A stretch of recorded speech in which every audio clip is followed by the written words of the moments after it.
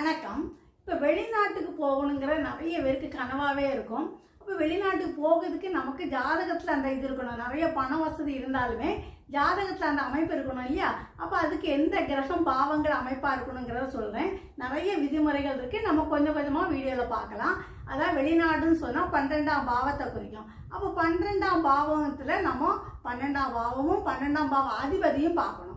அப்புறம் 12ஆம் பாவ அதிபதி வந்து எப்படி இருக்கணும்னா 9, 10 லக்னம் இதோட தொடர்பு கொண்டுன்னு வச்சுக்கோங்களேன். அப்போ நம்ம நிச்சயமாக நம்ம வெளிநாடு போவோம் அப்படிங்கிறத நம்ம உறுதி பண்ணிக்கலாம்.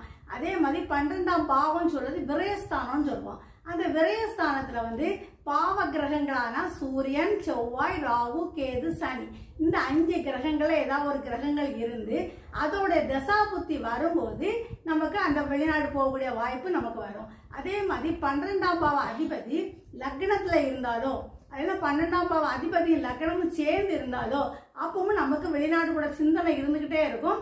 அப்போ அதோட தசா புத்தி வரும்போது நிச்சயமாக போக வாய்ப்பு இருக்குது. அதில் 12ஆம் அதிபதியோட தசை நடந்தாலும் அதில் 12ஆம் பாவ அதிபதியை ராகுவும் சேர்ந்து இருந்துன்னு வச்சுக்கோங்களா, அப்போ நம்ம வெளிநாட்டு போகிறது உறுதி. அப்போ ராகு தசை நடக்குன்னு வச்சுக்கோங்களா, அப்போ நீங்கள் அப்ளை செய்தாச்சுன்னா நிச்சயமாக நீங்கள் வெளிநாடு போகிறதுக்குள்ள வாய்ப்புகள் இருக்குது. அதேமாதிரி 9ஆம் பாவம் 12ஆம் பாவம் பரிவர்த்தனையாக இருந்தால் பெரும் யோகம் உண்டுன்னு அர்த்தம்.